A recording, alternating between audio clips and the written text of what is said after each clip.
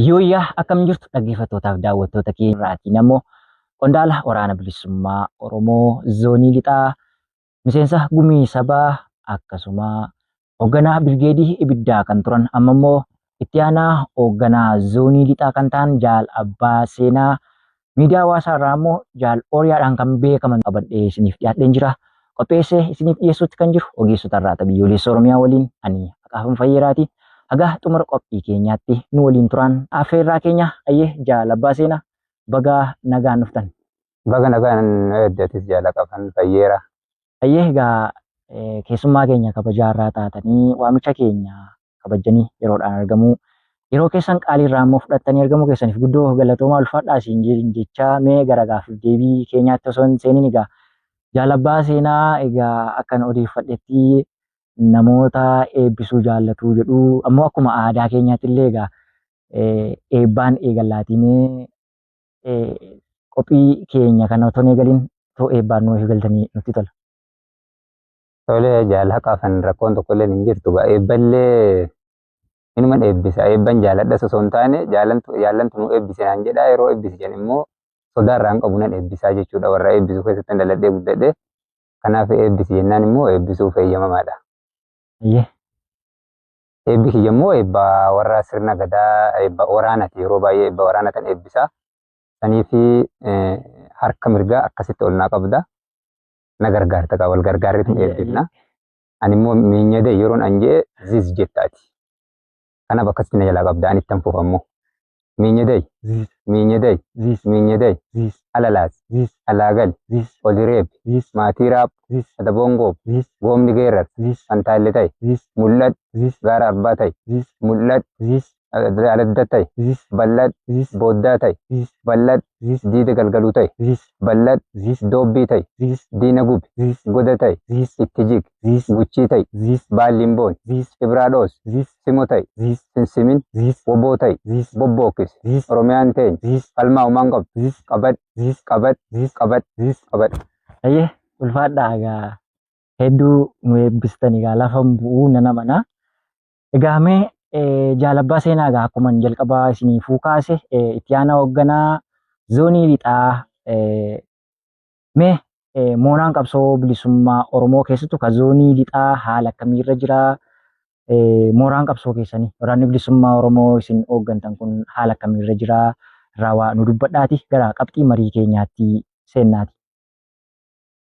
Tolee Jaal Haqaafam mooraa waraana bilisummaa Oromoo jette ufumarraa kaagaa namni hunduu yeroo hundumaa ofirraa ka'a mooraa waraana bilisummaa Oromoo jechuun nama daana ajjaa waraana bilisummaa Oromoo zoonii lixaati.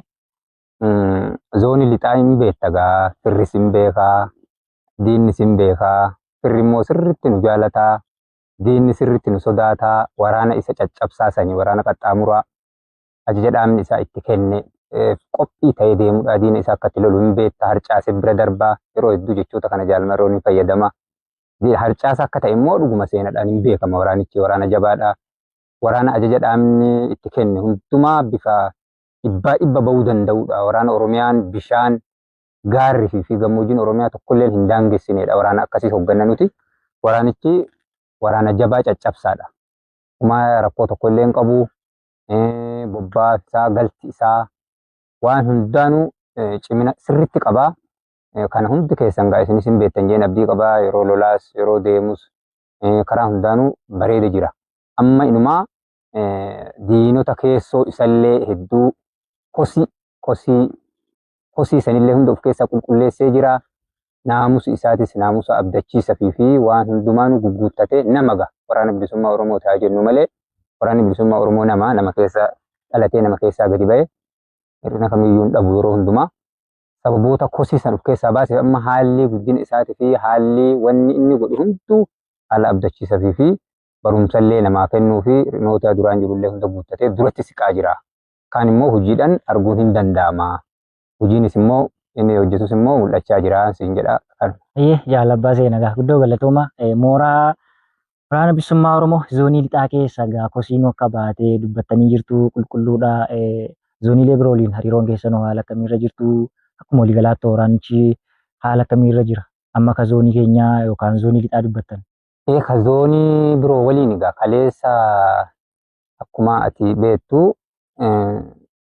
namni hunduu waraanni kun carraa mootummaan laafe kanaan iddoo garagaraatti baay'ee of dhaabee bu'uura waraanaa horachaa ture namni hunduu bakka itti hoogganoonni dhaaba kanaa bakka garagaraatti. San keessatti immoo hir'inoonni tokko tokko mul'atee ture jechuudha. Zoonilee akka zoonilee jecha jiru kanaan tokko tokko mul'atee ture. Hanga namoonni hir'inuma dhuunfaa isaaniitiif fi ergama diinaa qaban tokko tokko waan zoonii jiru kana akka waan daangaa waraanni bilisummaa Oromoo akeeka garaagaraa akka qabutti fa'aa yeroo ibsutu ture. Sababa kanarraa immoo daangaa zoonii siyyanatti hin seeninii zoonii tanteessitti hin seenuu wayii warroota ergama diinaa qabanii fi hir'ina kaayyoo irratti qaban san keessaa mul'achaa ture.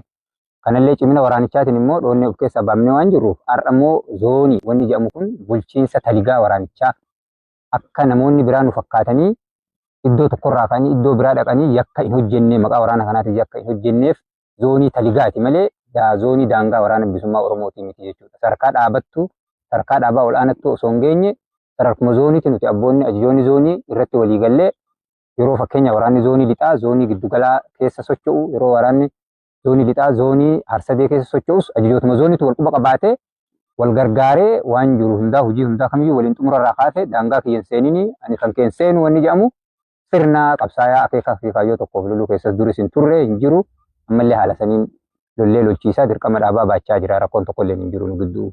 Bareeda abbaa seenaa fayyaa ta'a hariiroo gaariin akka jiru akkasumallee fiingee tokko jalatti namni hunduu akka dirqama isaa baachaa jirudha malee maqumatti jira ammoo hooggansaaf taliguudhaaf akka nu mijatuuf malee garaagarummaan biraa akka hin jirre kaastanii jirtu. Egaa bara faranjoota ka bara 2024 gara dhumaa keessa ani hoogganaa waraana bilisummaa Oromoo ka zoonii lixaatii kan ofiin jedhu kan akka qondaala waraanaa tokkotti of lakkaa'aa turan humna mootummaatti kan galle wayii tokko jira. Isaan mooraa sanatti waan hir'isan qabu yookaan gahagaamni kallattii sanaan dhufe wanni jiru. Gantootaa fi mooraa waraana bilisummaa Oromoo yeroo ammaa immoo bira qabaatee gaggabaabinumaan. Suni akkuma jalqaba namni hedduun beekuu fi hubatu yeroo hedduu sooshaal miidiyaa irratti nan barreessa amaloota namaa kana baay'ee. Yeroo waraanni tokko yeroo ijaaramu akkuma waraanni bilisummaa Oromoo ijaaramaa ture kana keessattuu baroota ganna 5 as waraanni bilisummaa Oromoo bakka garagaraatti hundeeffame gartee giddugalatti yeroo as deebines warra akka sanyii fa'aa warra akka jireenya faantis walitti hirkatanii hunduu bakkoota garagaraa fakkeenyan sii kaase jechuudha. Namni akkasitti waraana ijaare waraanni ijaarame kun immoo inni ijaare inni ergama qabu akka ergama qabu sanitti ijaare jechuudha. Waraanichi abbaa fakkaataa jedha yeroo hundumaa namni saayinsii waraanaa warri beekan waraanichi abbaa fakkaataa jedhu. Inni tokko akka isaa tolutti akka gandatti ijaare ganduma ta'ee mul'ate jechuudha. Waraanni immoo ergama diinatiin qondaalli sun diina ta'ee akka ergama diinaa fudhatutu ijaare diinuma ta'ee mul'ate jechuudha. Waraanni immoo kan uummata Oromoo waraana zoonii lixaafaa fudhadhu amma fakkeenya yeroo sii kaase yeroo hundumaa wanni keessatti waraana zoonii lixaan nan fudhadha ergama zooniileen hunduu fakkeenya kana nu kaasu eenyullee nu hamatu kanaan diinis firris dirqama dhaabaa bahuu irratti waraana zoonii lixaa eenyuyyuu nuti illee hin hamanne. Agartee anilleen baroota gannaa 3 asin dirqama dhaabatiif zoonii lixaa dhufe agartee waraanni kungaa akkan siin jeessan amaloota abbaan sun ittiin ijaare horatee mul'ate jechuudha. Gaafa deemee dhaabni waraana kana sirnatti godhuuf akka waraana biyya ofii dhuunfatuuf deemutti waraana biyyaa waraana uummataa jechuudha. Waraana dhaabarraa dabree waraana uummataa gochuuf sirna qabsiisuu fi taliga sirnaa jalatti akka inni ajjee fudhachuuf deemu yeroo godhamuuf yaalamutti warreen ergama diinaa qaban sun ashaffar jedhanii yaalii diddaa maqaalee adda addaa maqaalee gandatti hirkatanii maqaalee waan adda addaa babaafatanii sababoota garaagaraa uumanii hanga ajaja fudhachuudhaan jeequtti turanii jechuudha. Baay'ee jeeqan. Eenyu nama dhuunfatu dhiibbaa nurraan gaheedhaan maqaa maalii eenyu maqaa adda addaa maxxanfatanii jechuudha. Kadiinis firris beekaa ture jechuudha. Isaan ammoo sababoota malee ergamaa fi jalqabumaayyuu ergama warra qaban turanii jechuudha. Nuti yeruma saniyyuu namni qaamni beeku qaamni dhaabni immoo beeka ture. Isaanumatu gaa arguunis hin wallaalle garuu tokkummaa Oromoo eeguudhaaf dhaabichi yeroo fudhatee jira waan sanitti bifa karaa salphaadhaan waan san xumuratti gochuuf rakkoolee san osoo uummanni Oromoo namni hubannaa waan kanaa hin qabne osoo gara biratti hin hiikkatin osoo itti rifatin osoo laafan deeggaraan qabsoo Oromoodhaa fagoodha taa'ee nu laalu kun akka biratti hiikatti hin kennin rakkoolee san karaa salphaadhaan furuuf hedduu yaalaa ture jechuudha abichi. Karaa xiqqaate karaa 3-4 yaalaa ture. Rakkoo san immoo isaan ergama waan qabuuf namichi ergama qabu immoo akka salphatti ajaja waraanaa isa jedhamu sanii fi akka kaayyoon jettu sanitti ajaja fudhachuu hin danda'u jechuudha ergama qaba waan ta'eef. Kanaaf wanni kun karaa salphaadhaan furmaata argachuu dadhabuudhaan hanga waggaa lamatti siqu. Hedduu hariiroon keessattuu waraana giddugalaa yeroo jedhamus waraana guutuu miti. Mogorii as miidaa qanyii achi giddugaleessa kana jechuun waraana giddugaleessaa jechuun waraana yeroo san zoonii giddugalaa ka jedhamu zooniin har'a harsadee kunuyyuu zoonii giddugalaa jala ture. Waraanni har'a shawaa kaabatti diina kukuffisaa jiru kunis zoonii giddugalaa jala ture jechuudha. Jarri egaa hooggansa waraana bilisummaa Oromoo nu qondaala akkasiiti jedhanii maqaa ofii moggaasan sun kan gara mooraa diinaatti galan sun waraana bilisummaa Oromoo zoonii kanaatti waan hir'isan qabu waan beektan waan gantootaaf mooraa ammaa. Jaalaqaaf waan hir'isan hin qaban hin qulqulloonne numaa hin qulqulloonne malee waraana hin calalame sirriitti calalamne jechuudha. Amma waraanni ati amma gartuu kun waraana ajaja fudhatu. Waraana jabaa walirratti abdatu. Waraana waan godhi jedhan qofa godhu. Agartee kaleessa fiingee tokko yeroo jedhan fiingee tokko miti soba. Har'a jechuudha. Fiingee tokko ka jedhamu har'a mallattoo isaa hin agartaa jechuudha. Ajajni tokko yeroo darbe hunduu sa'aatii barbaadetti lola. Sa'aatii loli jedhan hin lola. Sa'aatii dhaabbadhu jedhan hin dhaabbata. Sa'aatii godhi jedhan hin godhaa. Hunduu qajeelfama tokkoon bula ka jedhan har'a malee kaleessa miti. Kaleessa yeroo isaan jeeqan san fiingee tokkoon bula jechuun baay'ee si rakkisa ture. Har'a isaan nurraa ba'uun qoosattis hin baane egaa. Qoosattis waan baanii miti beekadhu. Ba'anii yeroo siin jiru qoosatti jaalatanii miti kaa isaan deemanii diinatti galan dirqibsiifnee lubbuu qabnee achi geessine malee waan jaalatanii ofiin galanis miti. Kanaaf waraanni bilisummaa Oromoo har'a itti toleera wanti hundi barnoonni illee har'a namatti tola lollis har'a namatti tola. Agartee uummata keenya sirreessinee bulchuun akka inni fedhutti taliga waraana kanaa kennullee har'a sirriitti nuti tolaa jechuudha. Ayyee egaa galatooma mee murni bilchiginnaa egaa faallaa kanaa immoo waraana bilisummaa Oromoo yeroo qabee fi itti xumurraadhanii egaa lakkaa'uun isaaniif aadaa ta'uyyuu malee ammoo addattuu ji'a 2-3 yeroo gabaabduu gidduutti waraana bilisummaa Oromoo ni balleessinaa yeroo itti jedhan fa'aa dhageenya. Maal milkaa'anii akka jechuu danda'anii ammoo waan kun maalirraa madda waan milkaa'an qabu waraana bilisummaa Oromoo kan ammoo akkas qoosaatti balleessuu hin danda'ama moonaan moorichi amma maalirra jira maalirratti hunda'anii faallaa isin tokkummaan keenya jabaatee jira mooraan keenya qulqullaa'ee jira kosiin galtee jirti jettanii ibsitanii garuu faallaa sana ammoo yeroo itti impaayerri Itoophiyaadhaa waa uummata kijibaa olutu jira waan kanarraatu nu dubbattanii dansa. Kana kuni ani waan kanarraa guddoo dubbachuuyyuu agasumara maal jennaan mootummaan kamiyyuu akkasuma jedha yeroo hundumaayyuu waraana tokko dhabamsiisuu dhiisi humaa gochuun hin danda'amu riphee lola nuti har'a sanuu riphee lolaa jechuus hin dandeenyu waraana jabaadha waraanaadha sadarkaa riphee lola dabreerra abaawoon sadarkaa riphee lola dabree sadarkaa biyya isaa dhuunfachuu tarii waajjira keessa gadi hin teenye malee har'a eenyulleen sosoosuu hin danda'u isaan inni beekan. Diqqoo ka isin hamilee godhatee mootummichi ittiin kijibuu barbaade sababa gantoonni kun isa bira gaaniif tarii keessa ofii fi laafina yookaan nama waan ta'eef laafina waraanni kun qabu waan adda addaa caasaa hawaasaa fa'aa hin beekna. Kanarra dhaabbatanii waraanni immoo kaayyoo irratti ijaarame malee namarratti miti ijaarame. Isaan san hin beekan gaa. Waraanni kaayyoo namni hundi kun namni waraanni baay'een namni guddaan ati agartu kun gobbuun deemu kun kaayyoo irratti ijaaramee deemaa jechuudha. Gantuun durumaa hin jiraata. Gantuun durumaa akkuma maqaa isii gantuu jedhamti. Haga bilisummatti illee bilisummaan boru ka jedhan illee har'a ganuu dandeessi gantuun. Kanaaf isaan gantuu irratti abdataniiti. Gantuun ammoo ifuyyuu gantuudha. Gantuun nama ilmoo gaarii dhalchuu hin dandeenyedha. Ilmoon isin dhaltu gartee gantuu ilmoon isin sammuu gaarii hin qabu. Maaliif jennaan odoo yaaddottu boroo boon dhufee maan na godhaa osoo jettu isin dhalle ilmoo horattu. Kanaaf mootummichi gantuu abdate. Gantuun immoo humaa gochuu hin dandeessu. Gantuu yerumaa isa waliin fiiddi. Xumurri isiidha ammoo isaafis humaan gootu. Kaayyoo kalee irbuutti isheen tafu humaan goone mootummichaa waan gootu hin qabdu. Tarii inni isii abdatee akkas jedhee laataa isa jiruun isii qabannee warra kana balleessuu hin dandeenya hin yaadamu wantichi waa yaadamu.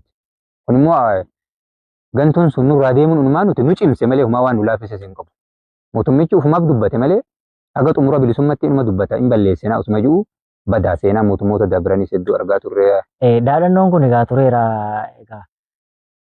Qurxummii balleessuudhaa fi galaana gogsuu qabnallee jedhanii waggaa 5 waggaa ja'a aga waraanni bilisummaa Oromoo egaa biqilee lixa kanarraa qabee aga eessaatti ijaaramee akkasuma kibbaallee waraanni bilisummaa Oromoo erguma Oromiyaa keessa sosso'uu eegalee dhaadannoon kun hin dhaabbanne yeroo torbannifaa kennantu ture yeroo itti ji'a kennantu ture waraana bilisummaa Oromoo waraanni bilisummaa Oromoo yeroo ammaa baduu hin danda'a humni waraanichaa maal fakkaata? Kamiin ilaaltu?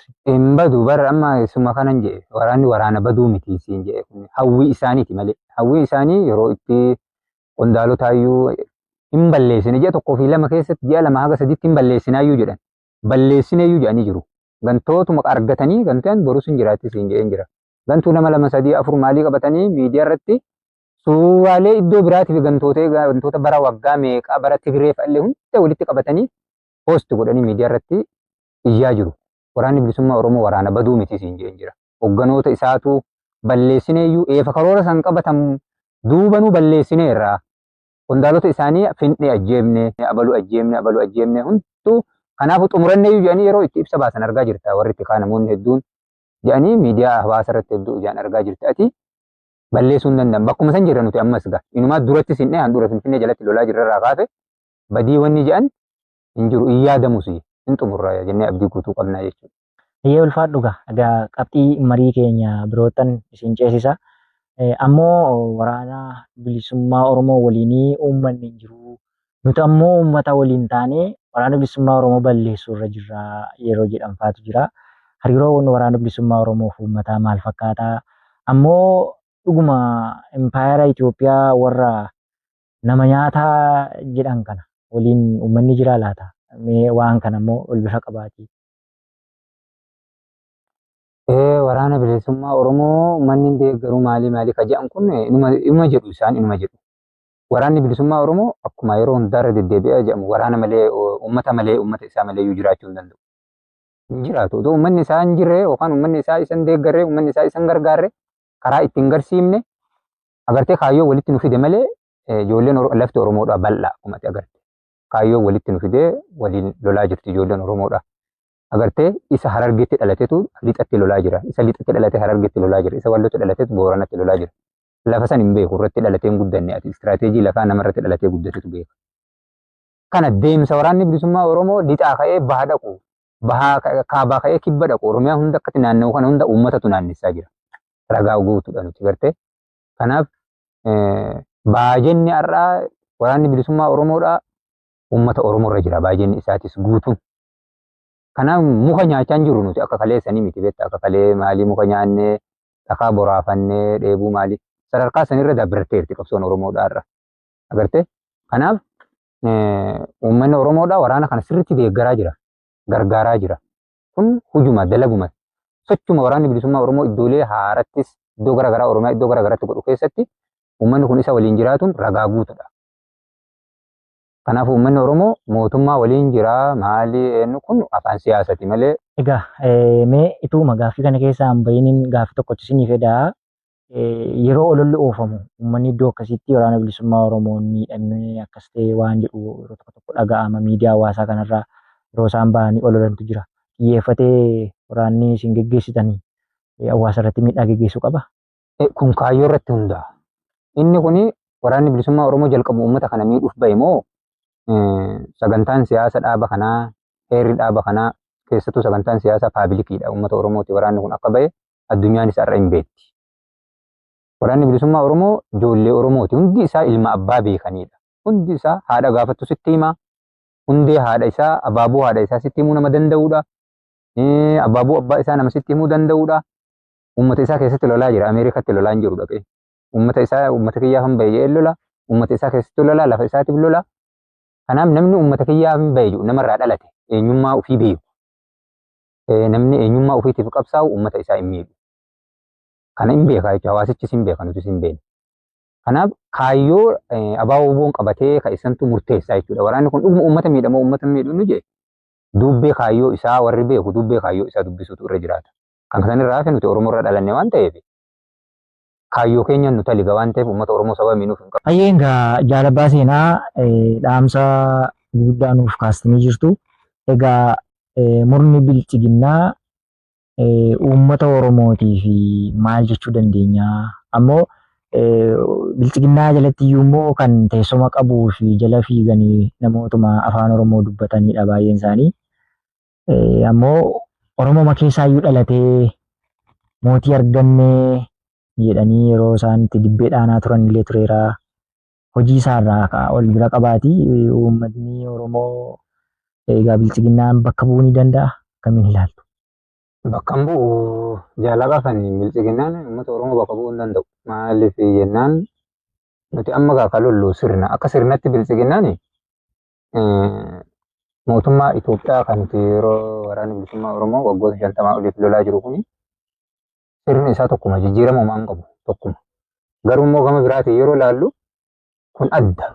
Mootummoota isaan darbanirra hunduu Oromoo haa inuma ajjeesu, haa inuma saamu, haa inuma waan fedhe haa godhu malee ka bara mootummaa bilchiginnaa kun immoo adda jechuudha. Eenyufuu adda kun firris diinnis waan hubatuu danda'udha. Maal jennaan ajjeechaanis safuu cabsuun uummata Oromoodha.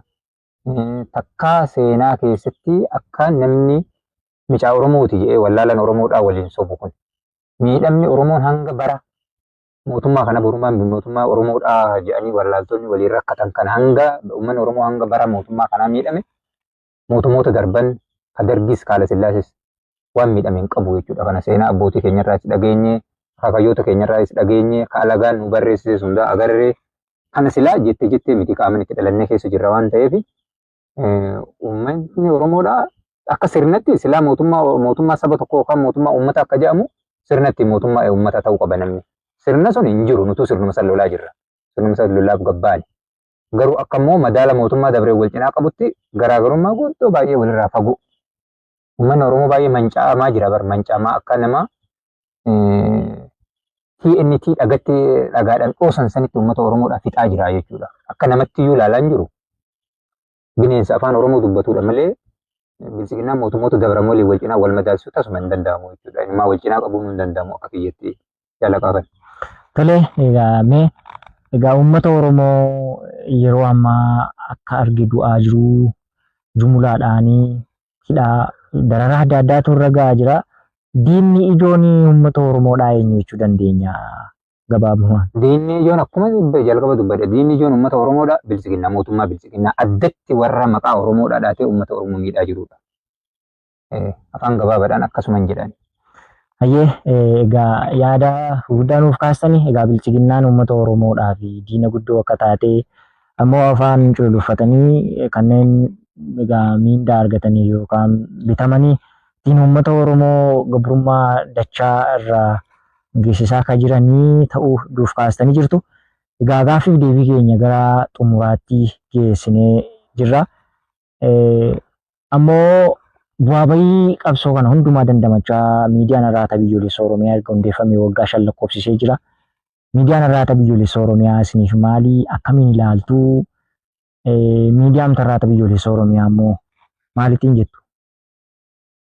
Egaa dhugaa haqaa kan miidiyaa Arraata Biyyoolessa Oromiyaa akkuma yoonin miidiyaa irraa sii ka'e miidiyaa Arraata Biyyoolessa Oromiyaati. Miidiyaan gatii inni qabu fafi inni qabu addunyaa irratti argaa kan ooludha. Ganamaa galgala yeroo hundumaa ilaalla. Bu'aa miidiyaa hoo ta'es seenaa qabsoo bilisummaa saboota garaagaraa nu dura bilisoomanii fi har'aa lolaa turanii biyyoota gurguddatan teekinooloojiidhaan fagaatanii har'a addunyaan nuyi jedhanii wal jeeqan keessatti illee miidiyaan meeshaa waraanaa caalayyuu miidiyaan akka uummata taligaa waa'ee uummata tokkoo alagattis firattis eenyu ibsaa jiruu fi akka barnoota guddaa qabu irraa hubannaa jechuudha.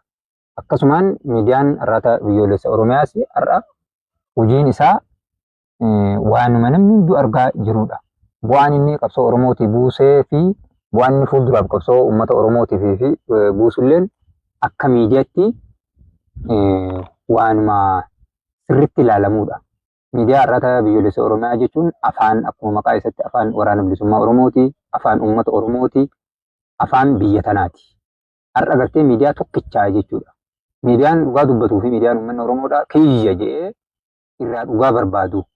Kan miidhaalee isaa alagaattis alagaa fi firatti illee itti agarsiisuu, itti himu, ittiin waan hundaa hubatuu fi jabina waraana kanaa, cimina waraana kanaa, humna Oromoodhaa hundaa itti hubatu miidiyaa kanaa jechuudha. Miidiyaan gahee guddaa qaba. Miidiyaan akka miidiyaattuu gahee guddaa qaba jechuudha. Akkuma hin jalqaba sitti tuqe san har'aatti biyyoolessa Oromiyaatti tarree miidiyaalee addunyaa keessaa gala akka miidiyaatti. Bu'aa isaatii fi hojiilee inni hojjete immoo ganna baroota 5 asaanan kana keessatti hedduun keenya illee argaa jirra jechuudha. Nutis miseensi waraana bilisummaa Oromootii fi uummanni Oromootis bu'aa inni buusu dadhabbiin isin karaa miidiyaa kanaa guddisuudhaan isin gaggeessaa jirtan bu'aa guddaa hedduu karaa kanaan galatoomayyuu isiniin jechuun barbaada maqaa ajajaa waraana bilisummaa Oromoo tokkooni. Kaan ammoo miidiyaan kun akkuma isin jedhe yoo abbaan jabeeffate miidiyaa ta'a. Abbaan jabeeffate jechuun abbaan miidiyaa kanaa uummata Oromooti. Waraana bilisummaa Oromoo qofaa miti. Dhaabichas miti. Maqaan isaatu miidiyaa arraata biyyoolessa Oromooti. Miidiyaa arraata biyyoolessa Oromiyaa jedhama. Kanaaf miidiyaan kun miidiyaalee addunyaa irratti seenaa isaanii situ tuqe kan hundumaa abbaa guddifate malee miidiyaan ofiin guddate addunyaa kanarra hin jiru. BBC'n faan warri akka CNN har'a jennu yeroo hundumaa jala buunee nuti illee waa'ee uummata saboota biraa dhaggeeffachaa jirru hundi abbaa guddifatee achiin ga'e malee miidiyaan ofiin lafaa ka'ee guddatee nama bira ga'ee ergaa namaa dabarsu tokko illee hin jiru. Kanaaf uummanni Oromoo miidiyaa isaa hordofuu qaba.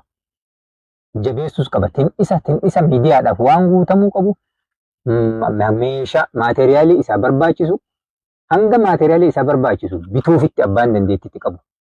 Karaa miidiyaa ittiin jabeessanii namni ogummaa qabu ogummaadhaan, namni horii qabu horiidhaan, namni dandeettii miidiyaa guddisuudhaa karaa teekinooloojiitiin ittiin guddisuu illee namni beeku yoo jiraate hunduu gahee isaa bahee miidiyaa tokkicha qabu kana guddisuu qaba. Akka sadarkaa miidiyaa addunyaatti guddachuu akka qabu hawwii kiyyaa. Uummanni Oromoo kana karaa hundaanuu guddisuu qaba. Miidiyaan tokkichi inni abdii irraa qabuu fi rakkoo isaa addunyaatti ibsuuf tokkichuma kana.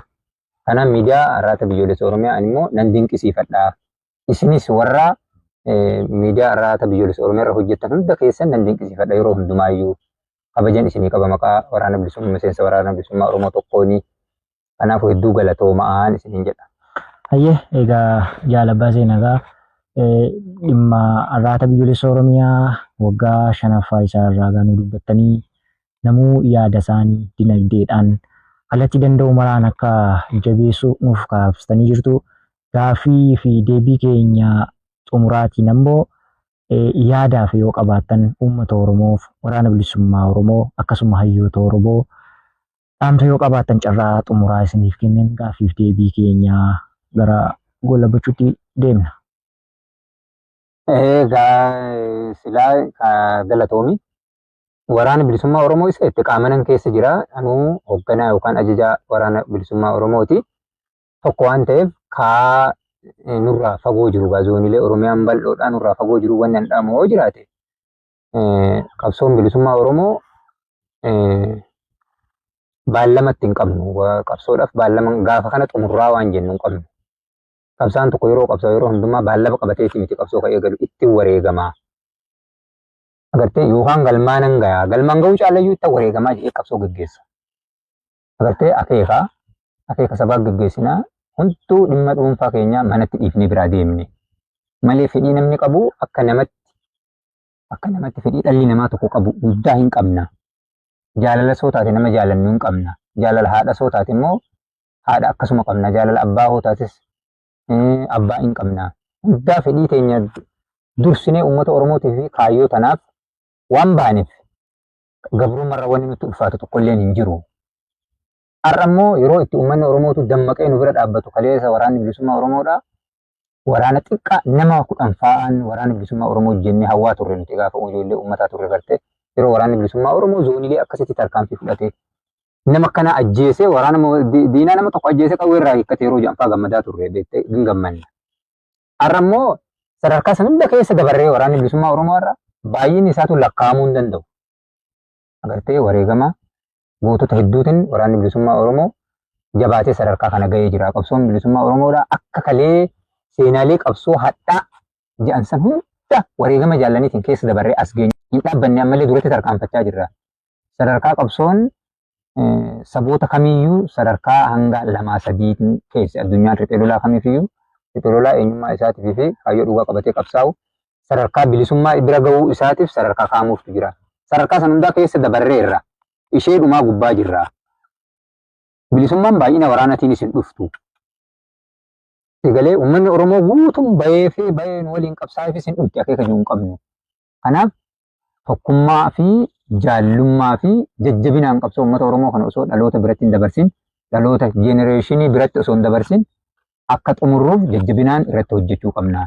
Tokkummaan qondaalota waraana bilisummaa Oromoo, tokkummaan miseensota waraana bilisummaa Oromoo, hariiroon WBO fi uummata gidduu jiru sirriitti jabaachuu qaba. Miseensotaa fi qondaalota waraana bilisummaa Oromootiif kanan dhaama. Kaa uummata Oromootiif isa jedhu. Uummanni Oromoo sadarkaan inni irra jiru bareeda. Maan ta'u yeroo qabsoon xumurarra gahu irraafama. Dhalli namaa hundiyyuu irraafama. Agartee iddoo tokko tokkotti rakkinoota hedduu jira. Namni qabsoo gaggeessuu fi inni qabsoon keessatti gaggeeffamtu yeroo qabsoon gaggeeffamtu waan hedduutu jira. Du'utu jira. Ijaa baqutu jira. Harkaa cabutu jira. Qabeenyi itti dhabuutu jira. Itti hidhamuutu jira. Hool xiqqaate qabxiileen arfan kun qabsoo keessatti inuma jiraatu. Ammallee atis kanumatu si mudataa jira. Manni gubachuun waan kan kee ta'eefi. Ijaatti dhabuun qabsoon tun tantee waan taateefi. Dhugaan tun tantee waan taateefi. Agartee malee sababa waraana kanaatiin miti kan miidhamte ati. Wallaalaan yeroo miidhamu, yeroo micaan isaa jalaa du'u, yeroo manni isaa jalaa gubatu, yeroo qabeenyi isaa jalaa diinni kun fuudhu sababa waraana kanaatiifan akkas ta'e fa'aa yeroo jiru fa'aatu mul'ata. Hin jedhasi. Akkasii miti saba kamiyuu keessatti rakkooleen akkanaa yeroo qabsoon isaa gaggeeffamtuu fi keessattuu yeroo qabsoon xumurarra bilisummaa gara raga bilisummaatti yeroo dhiyaatu rakkoon hin hammaata. Rakkooleen kun sirra gaas jira uummata Oromootiin. Rakkoo kana keessaa bahuudhaaf ammoo si'a tokko ol kaatee dhiiraa dhalaa jaarsa jaarti osoo hin jiin waan dandeettii teetiin hundaanuu hirmaattee xumuratti gochuun si bira jira. Kanarratti fuulleffachuu hubannaatti godhattee irratti fuulleffattee qabsoo kan kee xumuratti gochuu qabda. Obsa si barbaachisaa, murannoo si barbaachisaan jaan uummata Oromootiin. Gara hayyoota Oromoo isa jette immoo hayyuu jechuun akka hiikaa isattuu hayyuun hayyuu adulaa duraa, hayyuu harka meel'ichaa yeroo jedhan sirna gadaafaa keessatti lafaa calaqqeen aadaa Oromoodhaa itti xiqqoo calaqqeen Oromoodhaa itti mul'attu gartee lafa itti dhaladhe biyya Karrayyuu fa'aa keessatti, Gujii fa'aa keessatti, Booranaa fa'aa keessatti namni tokko hayyuudha yeroo jedhan dhugumaan hayyuudha argeen jira jaalaqa kana sirrumatti hayyuudha. Hayyuu ta'uu isaa jecha osoo hin taane wanni inni godhu hundi waan dinqiidha. Waan dinqii, waan haaraa. Gaafii ati gaafatte bifti inni ittiin si deebisu bifa kalaqa herrega eenyullee bira gahuu hin dandeenye si deebisuu danda'a. Agartee hayyuu warri jedhan lafoota amma maqaa sedhee kana keessatti abaluu hayyuudha yeroo jedhan. Meellicha harkarraa qaba. Meellicha jechuun hayyuu yeroo hundaa eessattuu kabajamaadha beektee. Nama hayyuu jedhan mallattoo ittiin beekamu qaba hayyuun. Maqaa isaa qofa hin taane yeroo osoo hin taane yeroo deemu karatti amma osoo deemtuutti dhufte nama wayii meellicha. Hayyuu yeroo mana namaa dhufu horii qaltaaf dirqama jechuudha. Kabajaa qaba, ulfina qaba. Innuu mana namaa yeroo hundaa hin dhaqu. Agartee sababa itti qalan akka itti qalan waan beekuuf kabajaan isaa ulfaataa akka ta'u waan beekuuf mana namaa baay'ee hin dhaqu. Dirqamee yeroo tokko tokko yeroo inni mana kee dhufu horii itti qalta. Maaliif jennaan dandeettii isaa waaqayyo kenneef san beektaa jechuudha hayyuudha. Borhoo rakkate rakkoo si oolcha. Dubbiidhaan rakkoo si oolcha. Rakkoo si dubbiidhaan dubbii fureetti rakkoo si oolcha. Agartee herrega dubbii beekaa dandeettii kana kalaqa hedduu kalaqee waa hojjechuu danda'a. Taaddasaa Birruu fa'aa Hajiroo Balee Turee fa'aa yeroo ilaalte akkaataa isaan yeroo seenaa tokko hin beekta je'een abdii guutuu qabaa.